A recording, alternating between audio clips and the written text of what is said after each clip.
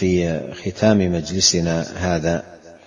وتذكيرا بالدعاء ومقامه العظيم، وأيضا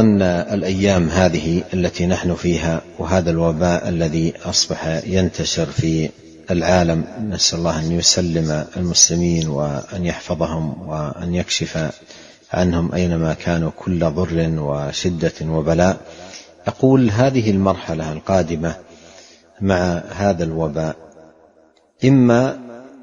أن تكون اندلاع وشدة لهذا الوباء،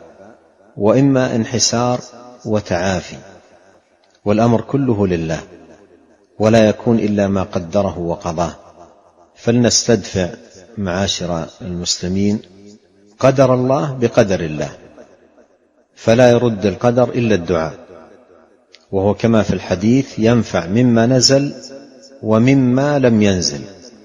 ورد البلاء بالدعاء كرد السهم بالترس، فعلينا أن نتترس بالدعاء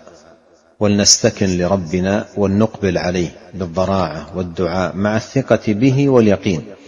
ولنعظم الرغبة والرجاء، فما خيب سبحانه من دعاه ولا رد من سأله ورجاه. اللهم يا ربنا يا من يجيب المضطر إذا دعاه ويكشف السوء، نسألك أن تكشف عنا وعن المسلمين من الشدة والبلاء ما لا يكشفه غيرك، إنك سميع الدعاء وأنت أهل الرجاء وأنت حسبنا